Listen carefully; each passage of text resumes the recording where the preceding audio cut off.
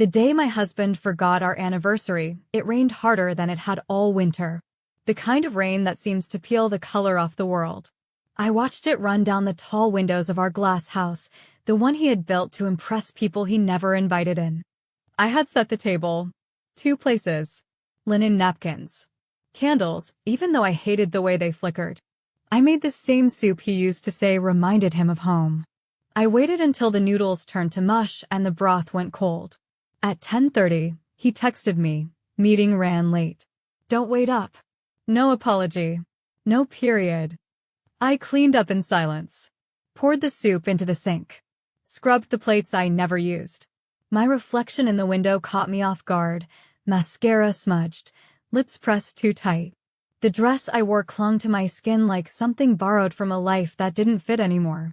That night, I opened the window just to feel the cold.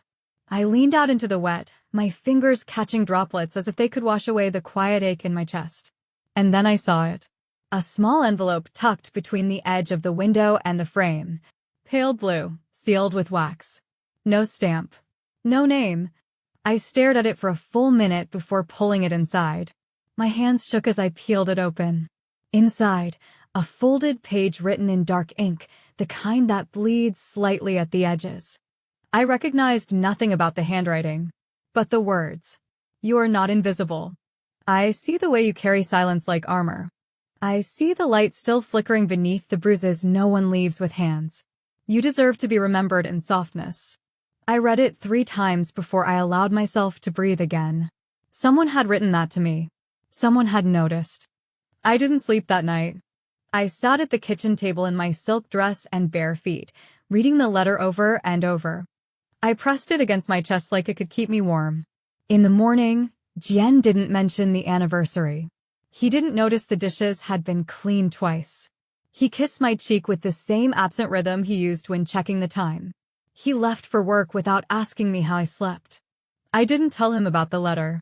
It felt too sacred to ruin with his indifference. That day, I began writing again. Nothing elaborate. Just small notes. Phrases. Sentences that felt like exhaling.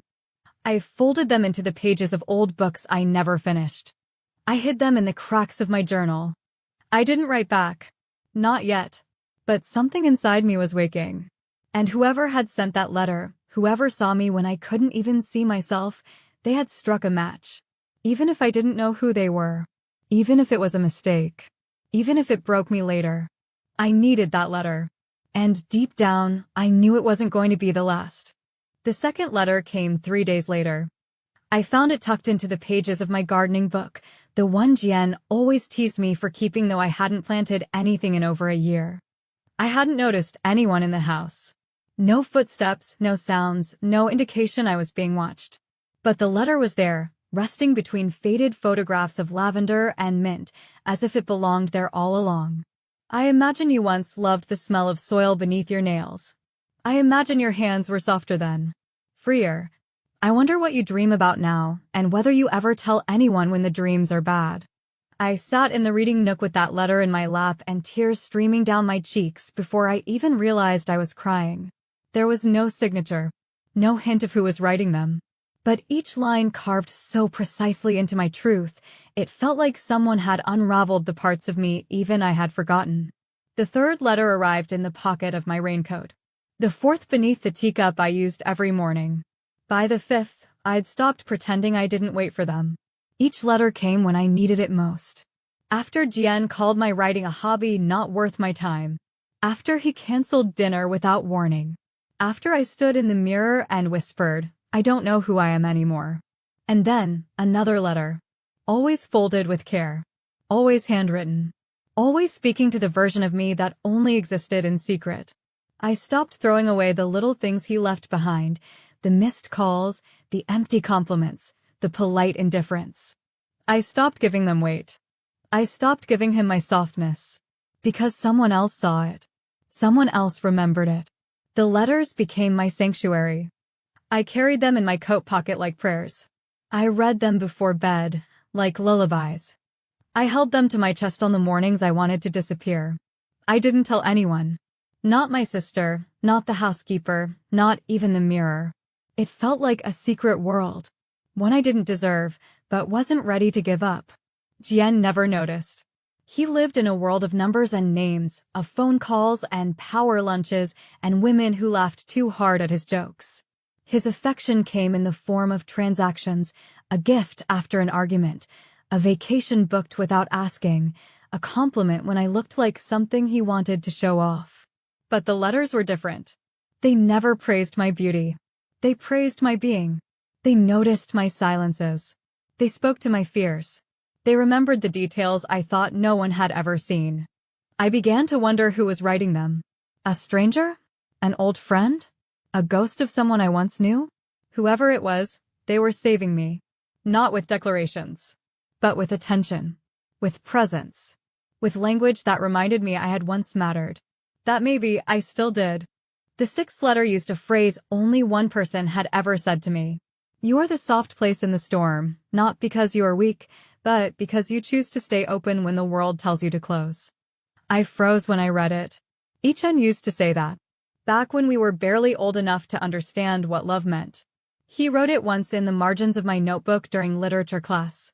I had underlined it 3 times, then circled it so hard the page nearly tore. I never told anyone about that line. Never spoke it aloud again after he left. But now it was here. In my hands, ink fresh, paper warm from the sun through the window. I read the letter 3 times and still couldn't breathe. Could it be him? I hadn't seen Ichen in nearly 10 years. He disappeared after his father was arrested for embezzlement. One day he was mine, and the next day he was gone. No goodbye, no explanation, no letter. Just silence. I remember standing in front of his old apartment building, waiting, hoping. I waited until the lights went out for good. And then there was Rui. Rui had been my friend once too. Until he wasn't. Until the day he stood next to Jian on our wedding day, holding the rings, eyes dark with something I couldn't name back then. Betrayal? Resignation? Regret? I hadn't thought of Rui in years. He stayed in our orbit, professionally, appearing now and then in Jian's circles. But we never spoke. Not more than polite nods and glances that slid past each other like strangers in a hallway. But the next letter used a code I hadn't seen since I was 17. Back when Ichen and I used to pass secret messages in class, backwards words, letter-for-letter swaps, a silly cipher built from boredom and too many novels. This letter was folded like those had been. The same crease. The same fold inward, then sideways, then tucked twice. The handwriting still didn't match Ichen's, not exactly, but something about the flow of it, the choice of ink, the rhythm of the words, it tugged at memory. But then, the signature. A single initial, R. I stared at that one letter until my eyes burned. Rui? The boy who once swore he'd always protect me, then vanished into Jian's shadow? The one who told me not to marry him and then toasted our engagement anyway? No, it couldn't be. He was bitter, cold, silent. He hadn't looked at me with anything but distance since the wedding. And yet, he knew things. Things buried in my past like pressed flowers in a forgotten book. Things I never spoke aloud. Was it really him? Or was there something else? A red herring? A twisted coincidence? I couldn't stop thinking about it. For the first time, the letters didn't comfort me. They unsettled me. Because they were no longer anonymous. They were familiar. Which meant someone I knew, someone I had trusted, maybe even loved, had been watching me unravel, and instead of stepping into the light, they sent words in secret. And suddenly, I wasn't sure if it was romantic. Or cruel. Jian never used to care what I did with my days. As long as dinner was made, as long as I looked polished when he brought me to events, as long as I smiled when people asked how we met, he never asked questions. I was a fixture in his life, not a partner. A portrait hung perfectly, glanced at but never examined. Until I stopped trying. Until I began to glow quietly again. It wasn't the kind of glow you can fake with makeup or good lighting. It was something else. The kind that creeps in when you feel seen. When someone writes to you like your heart is still capable of softness. The day after I received the letter signed R, Jian asked if I was seeing someone. He didn't ask it with anger. He asked it with calculation, like a man checking the stock market. A quiet threat buried inside polite words. I was making tea. My hand trembled as I poured the water. No, I said. He leaned against the counter, watching me over the rim of his coffee cup. You've been distracted lately. Writing again, aren't you? I didn't answer. You always do that when you're trying to run away, he added. He said it like he knew me. Like he had ever really known me. That night, he didn't go to sleep when I did. He stayed downstairs in his study, the light beneath the door stretching into the hallway like a warning. I locked the bedroom door, something I hadn't done in years. The next morning, the drawer where I kept the letters was slightly ajar. Just enough to be noticed. Not enough to be called proof. He didn't mention it. Neither did I. But that day, the air in the house changed. He began asking where I was going, who I was texting, whether I'd seen Ray recently. That last question made me stop breathing. Why would I see Ray? I asked. He shrugged. You used to be close. Before I married him. Before Ray stopped looking me in the eyes. Before everything inside me dulled to gray. Why are you asking? I said. He smiled, but his eyes didn't. No reason, he said. Just curious. Jian had never been curious a day in his life unless there was something to gain. I started hiding the letters in new places. I stopped leaving my phone unattended. I triple-locked my study drawer. I even began checking the mailbox myself, something I hadn't done in years. The letters didn't stop. But they changed. One of them said, he sees you now, doesn't he? Funny how men only notice what they're about to lose. Another said, be careful. He doesn't just control your world. He curates it. The handwriting was familiar now. Fluid. Intentional. Each loop a quiet shout. The walls of the house felt closer every day. I began walking longer routes through the neighborhood just to breathe air that didn't belong to Jian. I spent hours in cafes I used to love, just watching strangers and wondering what it would be like to live a life unobserved. But everywhere I turned, I felt his gaze. Jian was watching me. And I didn't know if it was because he suspected the letters, or because he already knew. When I was 17, I wrote love letters I never sent. I kept them in a small wooden box beneath my bed, the kind with a little brass latch that didn't quite close. Every page was folded carefully, sealed with pressed petals or the edge of an old movie ticket. They were letters to Yichen. Words I didn't have the courage to say out loud back then. Words I thought I'd get the chance to say later. But later never came. Yichen left in the middle of spring. No goodbye. No explanation. Just a whisper from someone at school that his family had gone bankrupt, that his father had been taken in handcuffs, that the shame was too much. I wrote one more letter after that. I told him I would have stayed, even if the world hated him. That I would have followed him if he'd asked. I buried that one at the bottom of the box and didn't open it for years. Until the day Jian found it. He wasn't supposed to. He was helping me move into his house after the wedding, lifting boxes, pretending to be useful. I remember him teasing me about being sentimental, about carrying too many books. And then his hand landed on the box. He opened it without asking. Read one letter. Then another. His smile changed. This Yichen must have been quite something, he said. All this for a boy who vanished. I reached for the box, but he didn't give it back. Do you still think about him? No, I lied. He handed it over slowly, but the damage was already done. I moved in that day, but I left something behind. My girlhood. My softness. The part of me that believed in words written in secret.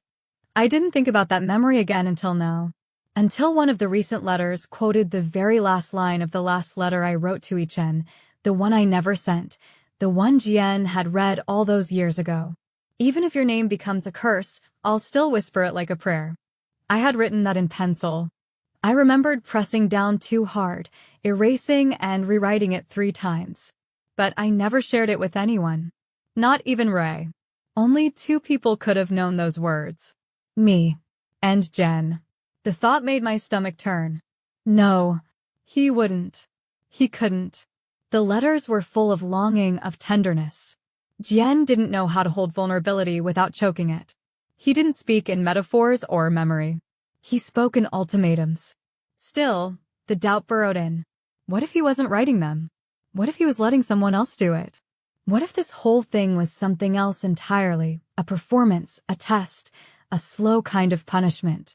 I found myself rereading the early letters, looking for clues, searching the handwriting like it could betray its author. But all I saw were pieces of myself reflected back to me in someone else's ink. Then a memory came. A cherry blossom tree in the park. Ichen and I sitting beneath it, my head on his shoulder, his fingers brushing the petals off my hair. He had whispered something then, something I couldn't remember until now. If we ever lose each other, I'll write until you find me again. Maybe it was a coincidence. Maybe I was desperate. But part of me, the part Jian hadn't managed to kill, hoped that promise had never been broken. It arrived without a seal this time. Just a loose sheet of paper folded once and slipped under my studio door. The handwriting rushed, almost anxious, as if it had been written too quickly or too late. The lines weren't as graceful. The loops weren't as careful. But the voice was still there. Still mine, reflected back in someone else's longing. Until the very end. There, beneath the last line, sat a single letter. R. Not a word. Not a name. Just that one, deliberate mark. My heart didn't stop. It just quieted. As if even it didn't know how to react. Rue. It had to be him. It couldn't be Ichen. He was gone. And, even if he had returned, he wouldn't have used someone else's words, someone else's pain. But Rue? He knew me too. In a different way. He had been there after Ichen disappeared. He had picked up the silence Ichen left behind and tried to fill it with jokes and late-night phone calls and notes in my locker that never said what they really meant. Until the day he stopped. Until the day he chose Jian. He stopped writing. Stopped calling. Stopped looking at me like I was anything other than a regret. And now these letters? I read them all again from the beginning. The earliest ones were different, more distant, more poetic. But somewhere along the way, the tone changed, grew warmer, more specific, less afraid, as if the writer was remembering who I really was, not imagining it. Rue. The name tasted strange in my mouth now, sour with old bitterness, sweet with something I didn't want to name yet. Could he have been writing all this time? Could the boy who once stood beside my husband at the altar, unreadable and silent, really be the one who wrote to me like he still believed I was worth saving? And if he was, why now? Why after all this time? I needed to know. But I didn't want to ask. So I did what I always did when I was scared. I wrote. I didn't address it. I didn't sign it. Just one question on a single piece of paper. Why didn't you speak sooner? I folded it carefully, pressed it into the spine of the gardening book again, and left it open by the window. It was gone by morning. He came to me the next evening, just after the sun dipped low enough to stain the windows orange. I didn't invite him. I didn't need to. He knocked once, and when I opened the door, he looked like he hadn't slept in days. Rue was never fragile. Even when we were younger, even when Ichen left, Rue had always been composed, careful. He wore his control like armor, always a few steps ahead of the hurt. But that night, he looked like someone who had finally run out of places to hide. I didn't ask why he was here. I stepped aside. We sat in the kitchen. The same kitchen where I'd read the first letter. Where I'd memorized lines from someone I now realized was sitting directly across from me. He didn't touch the tea I made. Just stared at his hands for a long time, like they had written things he wasn't sure he was allowed to say aloud. I didn't want you to know, he finally said. I stayed quiet. I thought, if you knew it was me, you'd shut the door before the words had a chance to reach you. I waited. I started writing them because you looked like you were disappearing, he said, voice cracking. Every time I saw you with him, you were dimmer. You didn't laugh anymore. You didn't look people in the eye. I thought if I reminded you who you were, maybe you'd remember how to leave. And you couldn't just say it? I asked. His eyes met mine. Would you have listened? I didn't answer. Because the truth was, I didn't know. He rubbed his palms together, nerves raw and obvious. At first I didn't know how. So I used old pieces. Your old writing. Letters I found in Jian's office. He kept them in a drawer. I don't know why. Maybe to feel powerful. Maybe just to remember that once you loved someone else. My stomach turned. He showed them to me once, Ray said. Years ago. He laughed about them. Said they were childish. Dramatic. I asked to read more. He let me. My voice was colder than I intended. So you used them. I borrowed them, he said. To get your attention. But I never pretended to be him. I blinked. You mean? Ichen? He nodded. I sat back. Everything blurred. He continued, softly now. The first few letters, those were yours. Rearranged, quoted, echoed. But then I started writing my own. After I saw how you responded. After I saw you reading them like they were oxygen. You manipulated me, I whispered. He flinched. No. I loved you. You don't get to use that word, I said. Not after standing next to him on our wedding day. He was quiet. Then I begged you not to marry him. You said it once. Drunk. In the rain. I was always saying it, he said, eyes shining now. Just never loud enough. My chest ached. Not because I believed him, but because part of me did. And that part still remembered the way he used to wait at my locker. The way he sat beside me when Ichen left and never asked me to explain the silence. The way he always looked like he wanted to hold my hand, but never quite did. I folded my arms, trying to protect the fragile, burning thing inside me. Why now? I asked. Because I thought you might finally be ready to leave him, he said. And I wanted you to know. You were never alone. I didn't respond. He stood slowly, like every bone in his body hurt. Walked to the door. I won't write again, he said, hand on the knob. I won't send anything unless you ask me to. He looked back once, and for a moment, I didn't see the man Jian kept in his shadow. I saw a boy who had been waiting at the edge of my life, writing words he couldn't say. When he left, I didn't cry. I just sat there, surrounded by letters, wondering which ones had ever truly been mine. Jian was already waiting for me when I got home the next night. He sat in the armchair by the window like he owned the light. Legs crossed, drink untouched. The kind of stillness that isn't peace, but performance. He didn't ask where I'd been. He didn't need to. I wondered how long it would take, he said, voice smooth as polished glass. I thought Roy would cave after the third letter. He always was too sentimental. I stood frozen in the doorway. My bag slipped from my shoulder. You knew, I said. It wasn't a question. He smiled. I found your letters years ago. The ones you wrote to Ichen. Hidden in that little box you guarded like it mattered. You should have burned them. But I'm glad you didn't. They were useful. I stepped forward slowly. You read them. Of course I did. Over and over. I wanted to see what kind of woman you'd been before me. Before you realized how the world actually works. My stomach turned. I didn't rewrite them, he added. That was all Ray. He thought he was saving you. I let him. It was entertaining. You let him send those letters. I encouraged it, he said. He didn't know I knew. I told him he could use the study while I was out. I even left the drawer unlocked. You used me. I observed you, he said calmly. You were sleepwalking through our life. Something had to shake you awake. I just orchestrated the moment. I felt cold in my own skin. Why? Because I wanted to see what you'd do, he said. Would you betray me? Would you run back to a ghost of a boy who left you? Or to the coward who watched you marry me and said nothing? He leaned back, exhaling through his nose. I thought maybe you'd surprise me. But no. You were exactly as I expected. Fragile. Predictable. Waiting for someone else to tell you how to feel. You're sick, I whispered. He stood then, walked toward me slowly. No, he said. I'm honest. I'm the only one who ever told you what you were. Roy lied to you in poetry. Ichen ran from you in silence. I stayed. You stayed because you liked the sound of control. His smile cracked for the first time. And you liked being needed. I slapped him. The sound echoed, sharp and satisfying. He didn't touch me. He didn't raise his voice. He just laughed. A low, bitter sound that didn't reach his eyes. Are you going to leave me, then? He asked. Follow Roy into whatever fantasy you've built from letters and ink? I'm going to leave you because you thought I wouldn't, I said. He didn't stop me when I turned to go. He didn't ask me to stay. Because somewhere deep down, Jian always believed I belonged to him. Even when I was walking out the door. Especially then.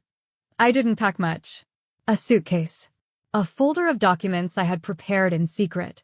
A small box of letters, both the ones I had written and the ones I had received. Not because I needed reminders, but because I wanted to honor the version of myself who had once clung to them like lifelines. I left the keys on the counter. Jian didn't try to stop me. He watched from the doorway of his study, arms crossed, expression unreadable. I didn't say goodbye. I didn't owe him a performance. The divorce was quiet, brutal in its stillness. He didn't fight for the house. Or the assets. He didn't ask for reasons. He didn't ask for me. Because power doesn't grieve, it replaces. I thought Ray would come find me again. But he didn't. And I was grateful. I didn't need a savior. I needed space. Space to remember how to wake up without dread. To walk into a room without bracing myself for criticism disguised as concern. To stop hiding joy like it was a dangerous thing. I got a small apartment on the east side of the city. Nothing extravagant. Sunlight leaked through the windows at strange angles. The kitchen faucet dripped. But it was mine. The silence there didn't press down, it breathed. I painted for the first time in years. I started with grays, then blues, then something that resembled the pink of cherry blossoms. I read books out loud to myself. I drank coffee with both hands wrapped around the mug. And one day, Rui knocked on my door. He didn't bring flowers. Or apologies. Just a letter. Unopened. Addressed to me. In Ichen's handwriting. He found it in an old drawer at his family home. One last unsent thing. The date was from the year Ichen disappeared. The year everything ended without explanation. Rui didn't say much. Just, I thought you should have this. I took it.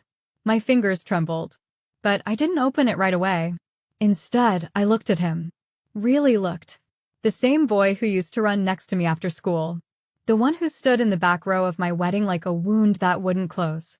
The man who had tried, in his own way, to write me back to life. You knew I wouldn't forgive you, I said softly. I didn't ask for that, he replied. What did you want? He hesitated. Then, to be near you again. Even if I had to do it in ink. I let him in. Not into the apartment. Into the quiet. We sat on the steps outside, passing the letter back and forth without opening it. I wasn't ready to read it yet. Maybe I never would be. But I was ready to stop pretending it didn't matter. He didn't reach for my hand. He didn't confess anything. He just stayed. And for once, I didn't feel like I was waiting for someone to choose me. I had already chosen myself. I kept the letter in a drawer beside my bed for 3 months before I finally opened it. It wasn't long. Just a page, written in the handwriting I remembered better than his face. Careful lines. Ink that pressed deep into the paper. Ichen had written to me the night before he left. Not because he wanted to, but because his father made him promise to disappear quietly. To protect what was left of their name. He told me he loved me. He told me he was sorry. He told me he didn't know how to stay when everything around him was breaking. I cried when I read it. Not because it reopened the wound, but because it closed it. I folded the page gently and placed it beneath the box of my own letters. Then I wrote a new one. It wasn't for Ichen. Or Rui. Or Jian. It was for me. For the girl who waited on rooftops. For the woman who built her life around absence. For the silence I used to wrap around myself like protection. I wrote, you don't have to be rescued. You're not a puzzle to solve or a story to rewrite. You're the author now. And I signed it. With my full name. My real one. No longer hidden behind his. I published the letters later. Not all of them. Just the ones that belonged to me. The ones I had written when no one else was listening. I called the collection To the Woman I Forgot. It wasn't a bestseller. But it found the people who needed it. Rui came to the launch. He stood in the back, said nothing. But when I looked up and saw him there, I smiled. We don't talk every day. We don't talk about love. But sometimes he sends me photos of bookstores where my book is shelved, and once, a picture of a tree blooming pink at the edge of a sidewalk. No words. None needed. I no longer write letters to escape. Now I write because I stayed, because I survived, because I found a way back to myself, and this time, I'm not letting go.